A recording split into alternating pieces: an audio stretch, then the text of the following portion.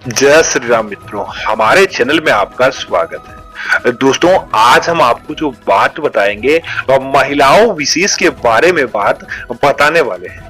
आप इसे गलत न लें, आपको बस यह देखना है कि आपके अंदर यह अवगुण है या नहीं है। दोस्तों, प्राकृत में रावण एक ऐसा व्यक्ति था जो वास्तव में बहुत ज्यादा बलशाली था। उसकी शक्तियां प्रभु श्री राम से भी ज्यादा थी, क्योंकि वह स्वयं महाकाल का भक्त था और महाकाल के द्वारा उसे ऐसे वरदान प्राप्त थे कि वह अपने जीवन में हर क्षेत्र में तरक्की प्राप्त कर सकता था। लेकिन उसकी एक यह गलती थी कि एक महिला उसका अपहरण करना, जिसकी वजह से वह अपने जीवन में कोई भी कार्य नहीं कर पाया और अंत उसका मृत्यु के साथ हुआ। तो दोस्तों, रावण ने महिलाओं के बारे में कुछ ऐसी बातें बताई थी जिन्हें जानना आपके लिए बहुत ही ज्यादा जरूरी है, और अगर आप इसे जान लेते हैं तो आपके घर में कभी भी कोई कष्ट नहीं आता है, क्योंकि दोस्तों इन अवगुणों को हटाकर महिलाएं हर क्षेत्र में विजय प्राप्त कर सकती है। दोस्तों, रावण के बारे में जब भी बात होती है तब ऐसा ही कहा जाता है, एक प्रतापी, एक मायावी लेकिन दुष्ट शासक था, जिसे कि अपनी शक्तियों पर बड़ा घमंड था। लेकिन वह एक गलती के कारण उसका घमंड चकनाचूर हो गया और सोने की लंका जलकर राख हो गई।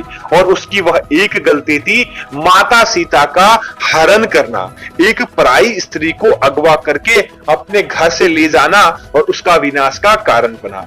लेकिन दोस्तों, रावण ने महिलाओं के कुछ अवगुणों के बारे में बताया था कि कुछ ऐसे बातें हैं जिन्हें आपको जानना जरूरी है, ताकि महिलाएं इसे अपने जीवन में अपनाकर अपने परिवार की तरक्की करें। दोस्तों, सबसे पहला रावण ने बताया था साहस।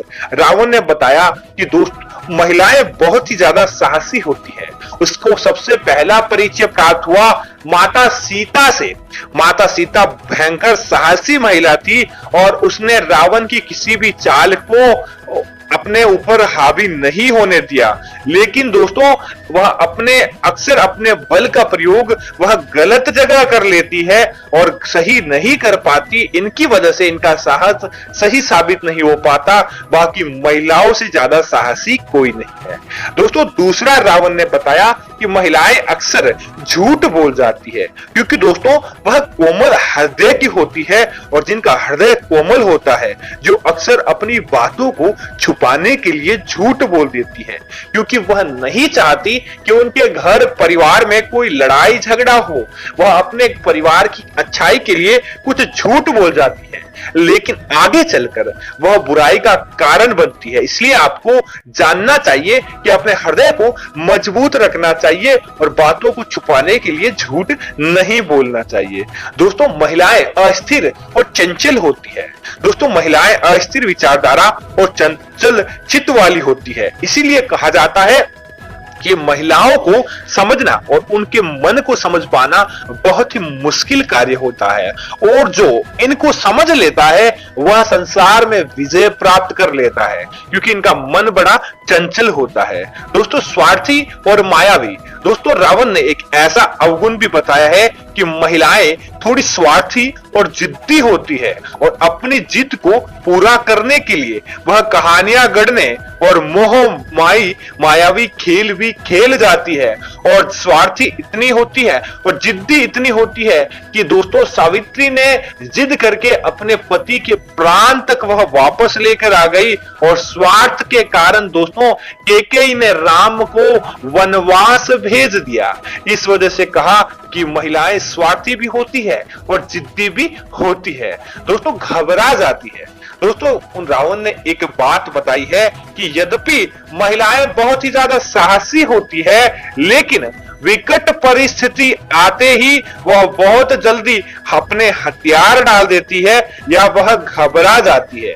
उन्हें इस बात से बचना चाहिए।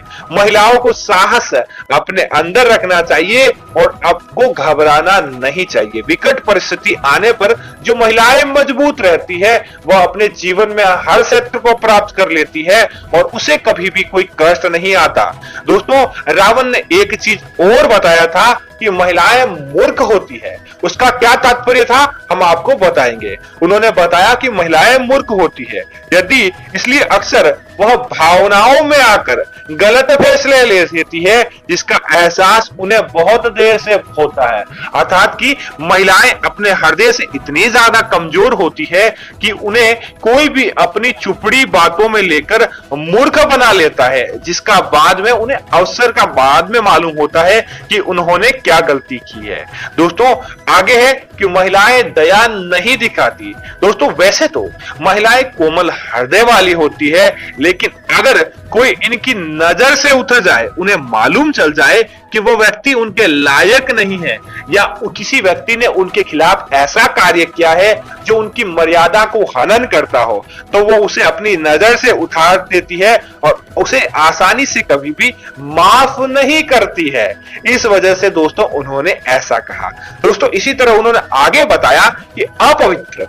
दोस्तों रावण के मुताबिक महिलाएं भले ही कपड़ों से गहने से खुद को सजाएं, लेकिन दिल की वह पवित्र नहीं होती है, वो साफ सफाई का ध्यान नहीं रखती।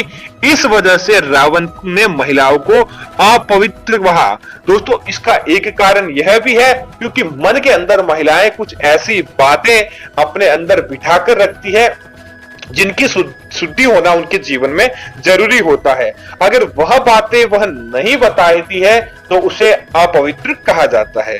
दोस्तों इसीलिए रावण ने मंडोदरी को यह बातें बताई थी। दोस्तों एक बात उन्होंने यह और बताई थी कि चुगली करना।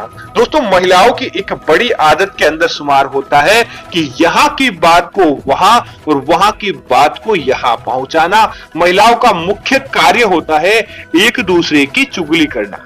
उसके बिना कोई भी महिला अपने आप को सक्षम या सक्सेस नहीं मानती है। यह महिलाओं की बड़ी बुरी आदत होती है, जिनकी वजह से कई घरों का विनाश हुआ है और कई घर विघटन में आए हैं।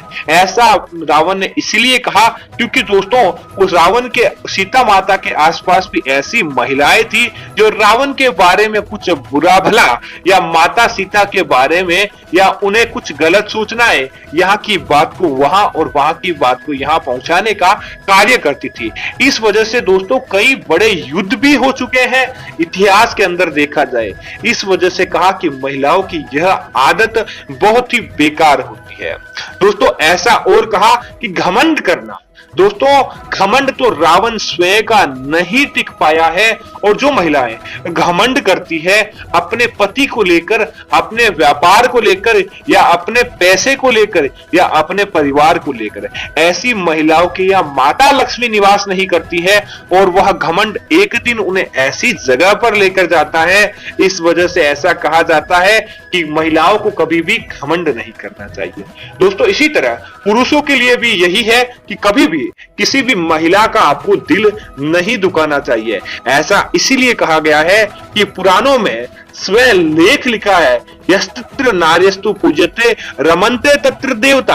अर्थात कि जहां पर नारियों की पूजा होती है, नारियों का सम्मान होता है, वहां पर देवता अपने आप ही निवास करते हैं और उस स्थान को स्वयं देवता पवित्र बनाने के लिए आते हैं। इसीलिए दोस्तों जिस घर की महिला अर्थात कि जिस घर की लक्ष्मी नाराज होती है, उस घर में कभी भी देवताओं का वास नहीं होता है। जो आप पूजा पाठ करते हैं और अगर आपके घर में कोई महिला ही दुखी है तो वहां पर दोस्तों कभी भी सुख नहीं आ पाता है। दोस्तों इसी तरह पुराणों में भी वर्णित है और कई बार इसे कलंक की दृष्टि से भी देखा जाता है। दोस्तों घर की चौखट को एक विशेष महत्व प्राप्त है। घर की चौखट के माध्यम से देवताओं का प्रवेश होता है, घर के अतिथि का प्रवेश होता है। लेकिन दोस्तों प्राचीन समय से ही घर की चौखट पर सांझ के समय महिलाओं का बैठना अच्छा नहीं माना जाता है और ऐसा माना जाता है कि लगातार कोई घर की महिलाएं घर की चौखट पर बैठती है तो वह उसके लिए बुरा माना जाता है। तो आपको भूल कर भी घर की चौखट पर नहीं बैठना चाहिए। दोस्तों इसी के साथ भी अगर आपकी भी कोई इनमें से आदत है और आपने सुधार ली है या इसकी वजह से आपको कुछ नुकसान हुआ है तो हमें कमेंट करके जरूर बताएं, ताकि हमें भी मालूम चले कि हाँ वास्तव में ऐसी गलतियां होती है और जिसकी वजह से ऐसे लोगों को सामने परिणाम आए हैं। तो उम्मीद है कि यह जानकारी आपको पसंद आई होगी। कमेंट में जय श्री राम और अपना नाम लिखकर आपको कमेंट जरूर करना है, ताकि ऐसी अन्य जानकारियां अपलोड की जाएगी। और साथ ही साथ वीडियो को लाइक करें, हमारे चैनल को सब्सक्राइब करें, ताकि ऐसी जानकारी प्रभाव से आपको सुलभ प्राप्त हो जाए और आगे बढ़कर आपको मदद मिले। जय श्री राम मित्रों, धन्यवाद।